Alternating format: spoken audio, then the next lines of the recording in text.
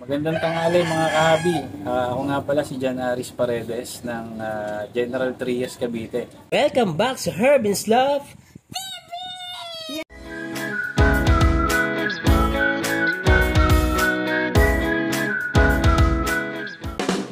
Magandang tanghali mga kahabi. Welcome back sa Herb and Love TV.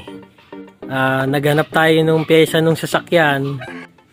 Pagdating ko nga dito, napansin ko kaagad yung loft. Ayan. Nagkakalapati pala si Sir Jan Aris Paredes. Ayan, isa din palang pigeon fancier mga kahabi. So ayun mga kahabi, kilalanin natin si Sir Jan Aris. Magandang tanghali mga kahabi. Ako nga pala si Jan Aris Paredes ng General Trias Cavite, Barangay Biklatan. Jared Paredes Love sa Pag-iibon, Gapak Auto Works sa kabilang club. Sa ngayon, naglalaro ako sa Cavite Combine, CPSA, Sky Warriors, naglalaro din ako dyan. Kailan po kayo nag-start mag-alaga ng mga kalapati? Nag-start ako 7 years old. Niregaluhan ako ng kuyuhin ko ng ibon. Yung sa karton lang nakalagay. From Bacoor, nabili niya sa Balico, sa Imus. Tapos, yun, nilagyan ko siya, lakad lang yung ibon. Yun ang natatanda ko, naglalakad lang yung ibon papunta sa karton. Tutuwa na ako. Opo. Tapos, nawala na rin si ibon. Pero, nag-high school ako, nag-alaga ulit ako ng ibon, naparami ko siya. Tapos, yung ibon na ihaagis mo lang sa labas, uuwi. Para talagang libangan na libangan. Wala pang karera nung time na yun. Hanggang sa yung 1998 ata, 99. Yung tropang Bacoor, naglalaro na ng ibon. Opo. Yung kumpare ko doon, kaso sumalangit na wala na siya dito. Siya yung nakakasama kong maglaro. Tumigil kami ng 2002 kasi kailangan mo ng trabaho.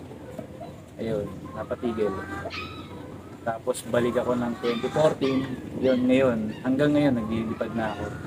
Start ulit ako ng Cabcom 2014. Tapos lahat ng club halos sinugalan ko na, nilaruan ko. Kasi ganun ako eh.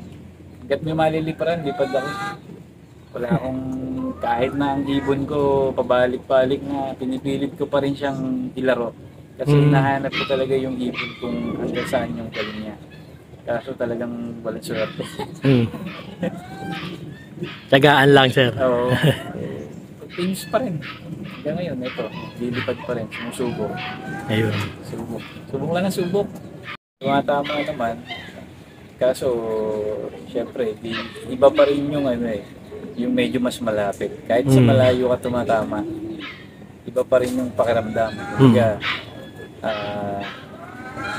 top 20, out of 4,000 o 3,000 birds, pumasok ka sa 100 birds. Masaya na rin ako nun kasi alam ko yung kinalaban ng ibon eh. Kasi alam mo naman yung dami. Tapos papasok ka sa ganun. Alam mo kinaya ng ibon yung lampasan yung libo. Masaya na ako doon kasi alam ko yung ibon lumaban. Ano po yung mga bloodline ng ibon, yung mga hawak po ninyo dito sa inyong loft? So ngayon, ang natitira na lang sa akin na bloodline yung Bastin, yung Burlington Dog, na galing dun sa kumpare ko kay Jay Kalinisan. Naglaro yan ng Capcom, APR, at saka ng PX. Dadalawa na natira yun nga yung Bastin. Tapos, yung galing kay paring Ronel Aragon, yung Madam Didi, yun yung nililipad ko ngayong norte. Tapos yung ibang linyada na nasa loop ngayon galing kay parang Mark Anthony Raposon. Hindi ko alam alam mo naman yun, maloko yun eh. Basta pagtira na lang. Tapos itong kay Mark Layugan, alam ko may Judsi dyan na linyada. Tapos yung ibang ibon naman, breed ko na yun eh. Cross na nung ibon ng tropa din. Okay po. Yung Madam Didi, tinros ko din sa lap winner ko ng Pini. Ang linyada nun, Galing naman yung ninuno nun, galing naman kay Tokayo, kay Aris Marquez, Victor Lim. Tapos yung hen, unknown line galing sa pinsan ko nung namayapa na. Huwag na. Malangit nawa siya. Alam ko masaya din siya doon. Yun, nawala na rin yung ibon, namatay. Tapos yan na lang ang naiwan, yung isa na yan. Pero ino-continuous ko yung line, binubuhay ko pa rin. Maganda naman lipad, okay naman. Kaya lang siguro luck at saka yung diskarte na lang kung paano mo sila i-kondisyon. Sistema, sir. Sistema. Sir Jan Aris, paano nyo po inaasikaso yung mga alagaan yung kalapati dito? Yun ang nakaka-stress kung paano mo pagsasabay-sabayin Ayun. Kasi sa umaga, mag-iintindi ako ng mga anak ko. Ayun. Magluluto ako kasi papasok sila. Pag may pasok, pag nakaluto na ako, sisimple na ako ng labas. Yan. Bibigyan na ako ng patoka.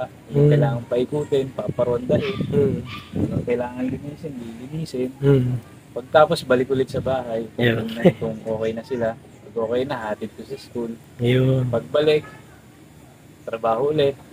Pag iihi, sisilip sa loob. Kasi dito ako na jingle Halos tapat lang kasi itong loob mo sa ng bahay.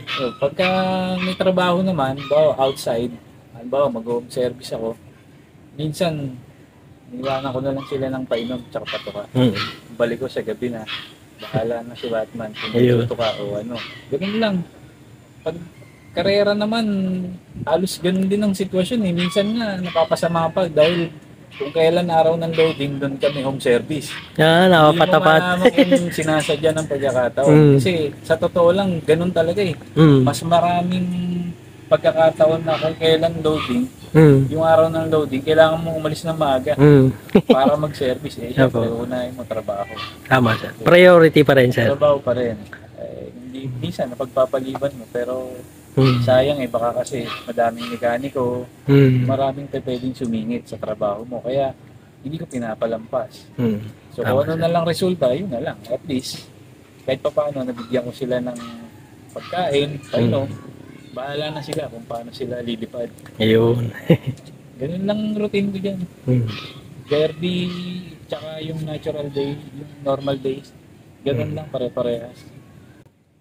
Pagdating, sir, sa sa breeding, ano yung mga basic na ginagawa mo sa mga ibon? Yung condition mo muna Kailangan makinis na sila bago mo sila ipagsama. Tapos sa breeding, dadampot lang ako dyan. Yung alam kong pwedeng maganda labasan para hindi na ako nag-aano ng mga line kung ano yung kailangang perfect line.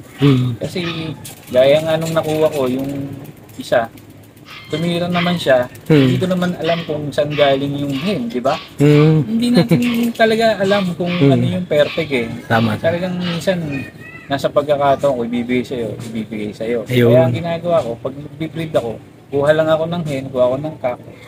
Pag maganda kondisyon nila, pagsasamahin ko. Yun. Ganun lang. Pagdating dun, sir, sa mga herbal, gumagamit ka rin ng mga herbal? Gumagamit ako. Ang nagturo sa akin yun yung Big 3 Yung champion ng Genstar. Shoutout nga pala ako kay Cap Edgardo Ilomina. Yun. Shoutout po, sir. Yan ho ang isa sa naging mata, gabay ko. Sa kwentuhan, kay paring Rodel Calabasal, sa kwentuhan lang, binibigay na nila kung ano yung dapat mong gamitin. Yun. Hindi sila madamot sa pagbabahagi ng kalaman, sir. Wala. Yan maganda rin. Ayun nga, yung sa kumpare ko kay Jay Kalinisan, more on herbal lang din. Marami tayo dyan. Lumingon-lingon ka lang sa paligid. Maluwag dito yung lupa niya, Sir Jan Aris. Kaya lang talaga walang tira, ibon. Darating din yan, sir. Siyempre, priority, yung trabaho pa rin, sir, kahit papano naman pala, natututukan naman kahit papano din ni Sir Jan Aris, yan, yung kanyang ibon, napapakain. So, ayun, ganun talaga yung hobby natin. At least nalilibang tayo, sir, nakakawala ng stress pagka nakita mo sila, di ba? Oo, talaga. Lalo na pag Yeah. nalipad sila, nag-aabang ka. Hmm. Yung sinasabi nila na ikaw mismo na-stress ka pag wala pa ibon. Pero pag nandyan na, relieve na. Hmm. Wala ganun lang talaga na-stress ka kasi wala pa. Pero pag dumating na, bawin na dyan. Lalo na kung container, sir. O ayan, mabilis siya. Wala pa nagkaklak. Mapapatalong ka talaga. Basta umuwi lang. Yun. Medyo nakakaano na, gaan na ng pakiramdam. Mga kahabi, please subscribe! Like and share! Harvest Love! TV! Yay! Mga kalapatid, supportahan po natin ang YouTube channel ng, ni Hervin's Loft TV. Search nyo lang po sa YouTube, Hervin's Loft TV. Yan, happy flying sa'yo, kapatid. Ingat lagi. Mwah!